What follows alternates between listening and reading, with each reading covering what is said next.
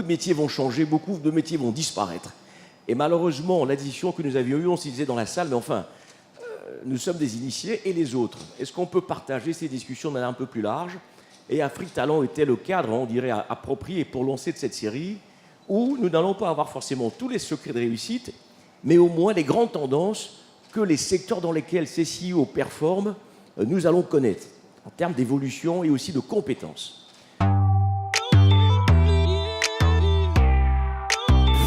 C'est vrai qu'il y a 10 ans qu'on a commencé, évidemment on nous prenait pour des fous, parce que c'est quelque chose de non seulement nouveau, mais qui paraissait très sophistiqué pour notre environnement économique et nos marchés financiers. Mais justement, c'était l'opportunité d'être fou. Je crois que c'est seulement en étant fou qu'on fera avancer l'Afrique.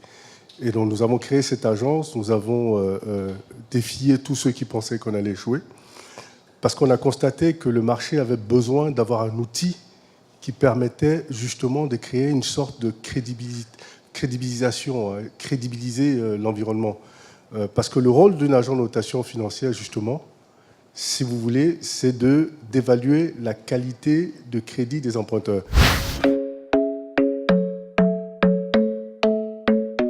On a, nous, une diversité, effectivement, de profils chez nous, qui fait qu'on part du sociologue au statisticien. Agara Yao, qui est notre directeur sur la partie institutionnelle, études et stratégies, est issu de l'NCA, et c'est un brillant statisticien. Donc on a vraiment des profils très différents. On peut partir d'un SK à un NCA, en passant par un sociologue, en passant par quelqu'un qui a fait des études de lettres modernes à l'université, qui est plutôt concepteur, rédacteur, et ainsi de suite. Donc on a vraiment des profils très différents. Après, les grandes mutations, je pense que la mutation essentielle chez nous, c'est les nouvelles technologies. Il ne faut pas se le cacher.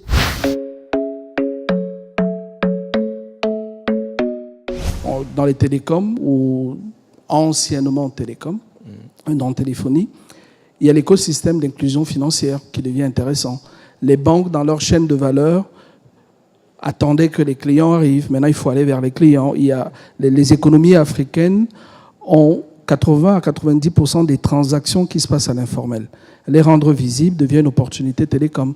Et tous les métiers de nos pays qui ont besoin d'infrastructures physiques pour leur diffusion deviennent apparents sur l'écosystème de services de technologie. Donc en réalité, notre avenir est foisonnant d'opportunités en fonction de notre capacité à détecter les plus pertinentes et à y mettre en place nos modèles d'affaires le plus rapide et intégrer les changements organisationnels qu'il faut mettre en place.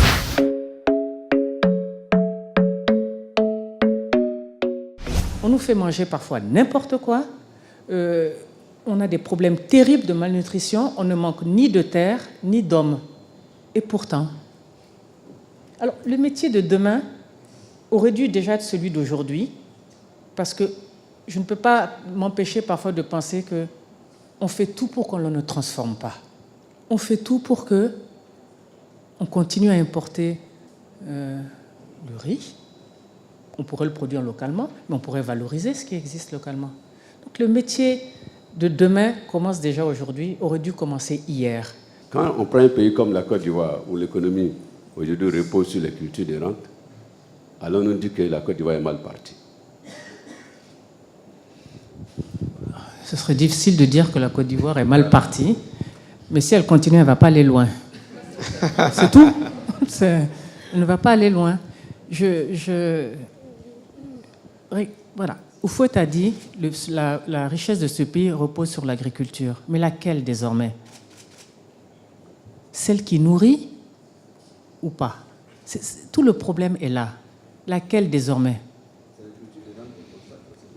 Mais ça fait 30 ans, 50 ans qu'il y a la culture de rente. Il est temps de passer à une autre. C'est pour ça que je dis qu'on est en retard. Mais un retard terrible, parce que voilà un métier comme l'agroalimentaire qui permettrait de fixer les populations dans leur zone, mais surtout qui permet de décliner une foultitude de métiers, de transformation. On a besoin d'électriciens, on a besoin d'ingénieurs pour les routes, les infrastructures, l'eau, l'énergie, tellement de choses qui tournent autour du métier de l'agroalimentaire ou qui favoriseraient le développement de l'agroalimentaire si ces infrastructures, si ces mesures incitatoires, si tout ça a été mis en place, tournant autour de l'agriculture ou tournant autour de l'agroalimentaire, on accélérerait considérablement le développement, on absorberait une main-d'œuvre considérable, formée ou pas formée. On créerait des pôles de développement extraordinaires.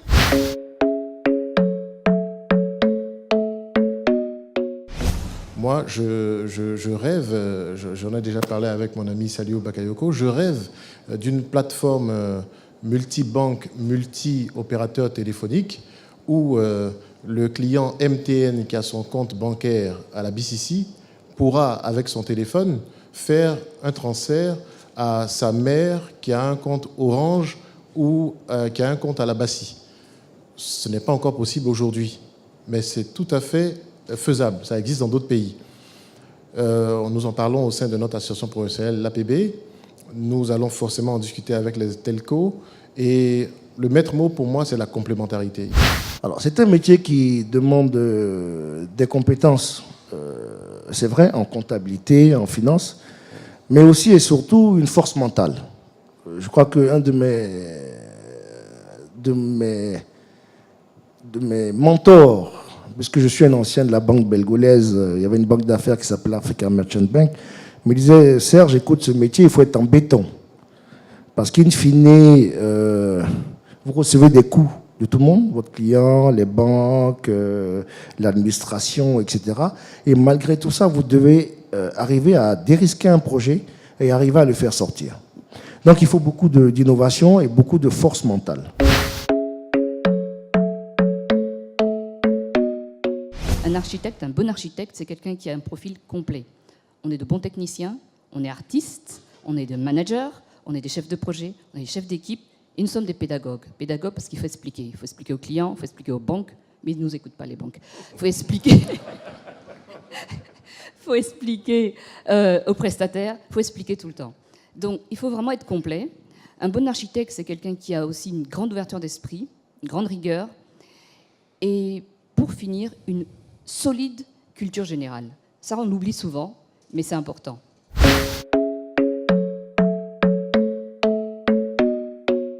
Mais je pense qu'il est aussi de notre devoir, nous, DRH ou patrons d'entreprise, en tout cas, d'accompagner dans la formation ces étudiants-là pour justement remonter aujourd'hui le niveau des études en Côte d'Ivoire et ne pas uniquement se contenter d'aller chercher des étudiants qui viennent de l'étranger, mais il faut absolument que nous-mêmes accompagnions nos étudiants depuis les écoles. Donc ma question aujourd'hui, je vous la pose à vous, je la pose à tout le monde ici. Quelle est la démarche qu'on peut mettre en place aujourd'hui pour accompagner nos étudiants et remonter le niveau d'études de nos étudiants en Côte d'Ivoire ou en Afrique de l'Ouest? Mais la formation, je dis, c'est la mère de toutes les guerres. Il faut qu'on forme. L'industrie des assurances a besoin presque de tous les métiers. Vous voyez, nous sommes parvenus, nous, à recruter des jeunes et à les faire rentrer. Nous sommes leaders de l'assurance vie dans toute la partie francophone du continent. Et dans le groupe, nous avons une vingtaine d'actuaires. Nous avons besoin de juristes. Nous avons besoin d'ingénieurs. Nous avons besoin... On prend des littéraires. Nous avons besoin de techniciens d'assurance qui sont formés à l'intérieur de la société, dans des écoles, comment on dit, CAP, là, CAP d'assurance, jusqu'à des diplômes de 3e cycle. Nous avons besoin de tout ce monde-là. Les niveaux des actuaires qui sont formés en Côte d'Ivoire sont très bons. Bon, on ne leur demande pas, on ne les juge pas sur la syntaxe, sur les tournures de phrases, mais ce sont des formules de mathématiques qu'ils maîtrisent très bien. Ils savent lire des tables de mortalité, ils savent établir des équations.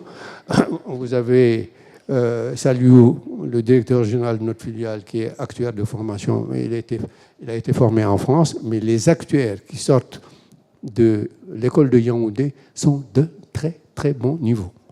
Je crois qu'en l'espace de moins de 15 ans, 20 ans, mais notre métier a été totalement transformé. Rien que au niveau de la communication. Tout est allé très vite. Et il faut s'adapter. C'est à cause de ça qu'un groupe comme nous met des moyens considérables pour ce qui est de l'adaptation.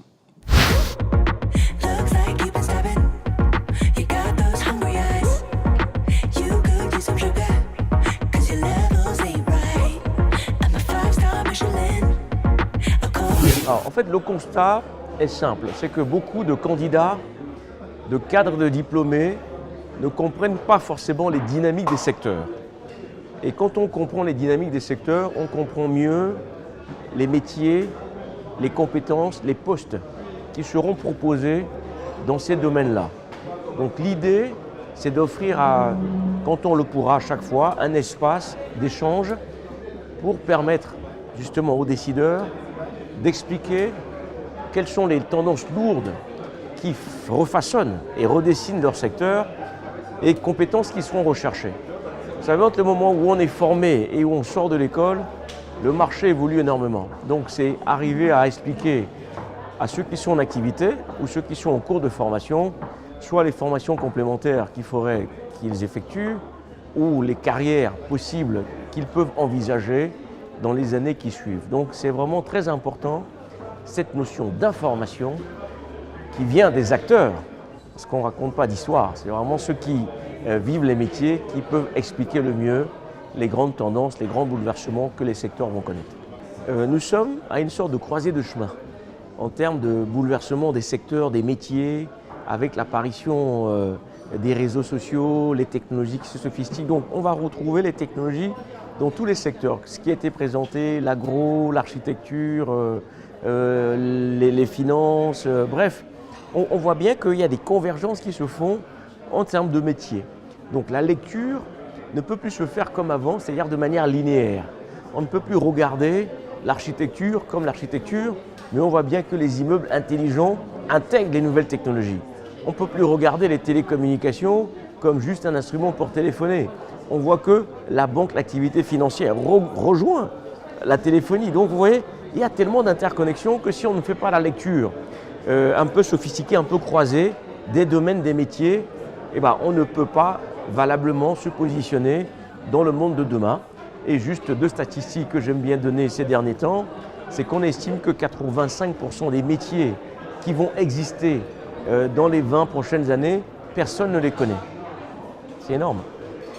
Et que 30% des compétences dont les entreprises auront besoin dans les 10 prochaines années, personne ne les connaît. Donc c'est un monde d'incertitude. Et si vous ne faites pas des lectures dynamiques et croisées, ça sera difficile pour des cadres de se positionner valablement sur le marché de demain.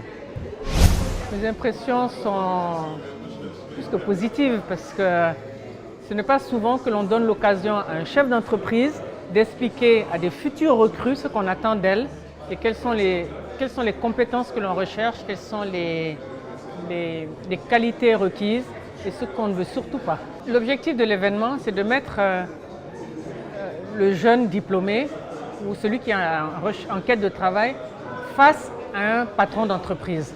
Qu'il comprenne ce qu'a dit le patron d'entreprise, qu'il sache quelle est la direction, quel est l'avenir immédiat, à moyen terme et à long terme. Parce que souvent quand on reçoit ces jeunes-là, ils sortent de l'école où ils ont des idées, ils pensent que naturellement on doit les prendre parce qu'ils sont enthousiastes et tout. Et nous, naturellement on les prendra si on sent que le jeune n'est pas seulement en quête de travail, ce n'est pas seulement un job qu'il veut, mais qu'il a envie de contribuer, qu'il a envie de participer, qu'il a bien compris dans quelle entreprise il se trouve, qu'il a bien compris quel va être le développement à venir de ce métier-là et qu'il est prêt à s'insérer. Alors d'abord, pourquoi cet événement? C'est un événement qui pour nous est dans la continuité de Afrique Talent. Afrique Talent, l'objectif c'est de mettre ensemble des jeunes en recherche d'opportunités professionnelles avec des entreprises qui recrutent. Mais l'idée c'est vraiment l'échange et le partage et c'est surtout comprendre quels sont les besoins de ces entreprises-là aujourd'hui, demain, dans 5 ans.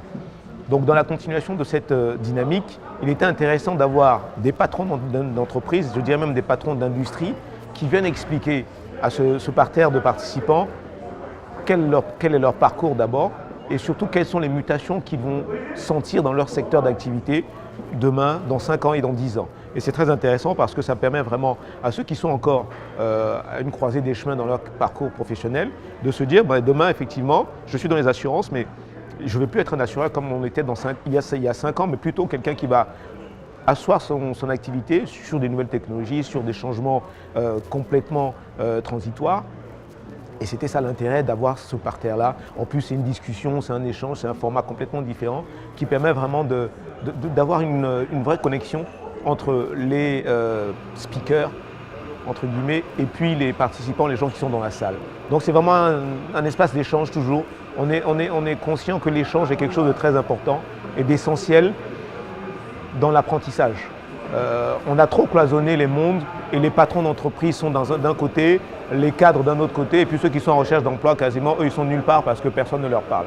Donc nous, notre espace permet vraiment d'instituer une communication, un échange entre ces gens qui sont finalement très simples. Je pense qu'on a appris, je pense que tout le monde a appris, même nous, organisateurs, nous avons appris.